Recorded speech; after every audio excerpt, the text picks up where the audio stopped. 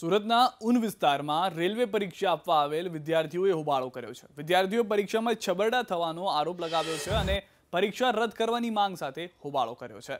આ દ્રશ્યો આપ જોઈ રહ્યા છો। પોલીસ પણ તુરંત દોડી અને ઘટના સ્થળ પર આવી ગઈ હતી। સુરતના ઉન વિસ્તારમાં રેલવે પરીક્ષા આપવા આવેલ વિદ્યાર્થીઓએ આ હોબાળો કર્યો। મોટી સંખ્યામાં વિદ્યાર્થીઓ પરીક્ષા આપવા માટે આવ્યા હતા। વિદ્યાર્થીઓ પરીક્ષામાં છબરડા થવાનો આરોપ લગાવ્યો છે અને પરીક્ષા રદ કરવાની માંગ કરી છે। રેલવે દ્વારા લોકો પાયલટની પરીક્ષા સુરતના ઉન વિસ્તારમાં લેવામાં આવી રહી છે। જો કે સર્વર ડાઉન થતાની સાથે જ વિદ્યાર્થીઓએ હંગામો મચાવ્યો હતો। દ્રશ્યો સીધા જોઈ શકો છો। અત્યારે હાલ વિદ્યાર્થીઓએ માંગ કરી છે કે ફરીથી તેમની પરીક્ષા લેવામાં આવે। અત્યારે હાલ જે પ્રમાણે માહિતી મળી રહી છે તે મુજબ બિહાર, રાજસ્થાન, ઉત્તર પ્રદેશ, ગુજરાતના જે વિદ્યાર્થીઓ આ રીતે તેઓ પરીક્ષા કેન્દ્ર સુધી પહોંચ્યા હતા, પરંતુ સર્વર ડાઉन થતાની સાથે જ हंगामा मची गया। तो विद्यार्थियों साथ बातचीत करीશું। आप बताइए किस तरह से परेशानी हुई है आपको? देखो एक्चुअल में होना था 800 लोगों का एग्जाम होना था, लेकिन अभी मतलब सर्वर डाउन होने की वजह से 100 लोगों का मतलब नाम ही नहीं आ रहा है कि है ही नहीं है, तो उस वजह से थोड़ा हमको दिक्कत हो रही है। लेकिन मेरा तो अभी एग्जाम है, मेरे फ्रेंड लोग थोड़ा बाहर है, वो निराश है, उनको एग्जाम नहीं दे पाए, इसके लिए अब क्या करेंगे, अभी उनको सोचना है इस बारे में। सर बिल्कुल हैरान तो पड़ी रही है। आप बताइए किस तरह से लिस्ट कट ऑफ होती नजर आ रही, कितने परेशान है स्टूडेंट?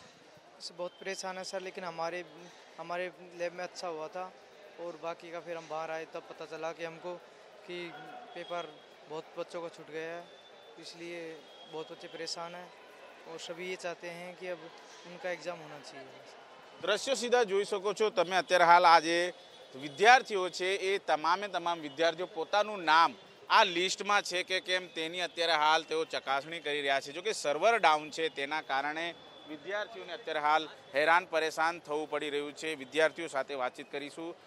आप जણાવો કઈ રીતના હેરાન પરેશાન થવું છે, કયા પ્રકારે લિસ્ટ અત્યારે હાલ આવી રહી છે, નામ છે ખરા? ये उनकी लिस्ट है जिनके एग्ज़ाम नहीं हुए हैं, जिनका एग्ज़ाम टेक्निकल इशू की वजह से नहीं हो पाया, कंप्यूटर नहीं चलने की वजह से नहीं हो पाया, तो उसके लिए लिस्ट लगाई गई है कि भाई इन बच्चों का दोबारा एग्ज़ाम रिशेड्यूल होगा। ऐसा ऊपर से ऑर्डर आया है, अभी हमें इतना ही पता है। उसके लिए हम लोग नाम चेक कर रहे थे कि भाई हमारा नाम है या नहीं है, ताकि हम आगे देख सके, भाई हमको आगे नोटिफिकेशन मिल सके कि कैसे आएगा और क्या प्रोसीजर होगा और एडवांस में पता चल जाए। कहाँ से स्टूडेंट आए, कितने? राजस्थान से हैं, कुछ और भी स्टेट से हैं, कुछ यहीं के भी हैं, गुजरात के भी। हम लोग काफ़ी सारे राजस्थान से ही हैं, मैक्सिमम स्टूडेंट्स ज़्यादातर राजस्थान की ही हैं। જોઈ શકો છો અત્યારે હાલ જે વિદ્યાર્થીઓ છે પોતાની પરીક્ષા ફરીથી લેવાની માંગ કરી રહ્યા। જો કે ટેકનિકલ ખામીના કારણે જે વિદ્યાર્થીઓના નામ ન આવ્યા હતા અને તેઓ પરીક્ષાથી વંચિત રહ્યા હતા, એ તમામે તમામ વિદ્યાર્થીની પરીક્ષા ફરીથી લેવામાં આવે તેવી માંગ અત્યારે હાલ કરી રહ્યા છે। જો કે રેલવે તંત્ર દ્વારા અત્યારે હાલ સર્વર જે ધીમું પડ્યું હતું એને અત્યારે હાલ સમસૂત્રું કરવાની અત્યારે કામગીરી ચાલી રહી છે। ત્યારબાદ જે લીડ છે એ જાહેર કરવામાં આવી રહી છે। સહયોગી મુકેશ શુક્લા સાથે ધનરાજ બાગલે, ABP અસ્મિતા, સુરત।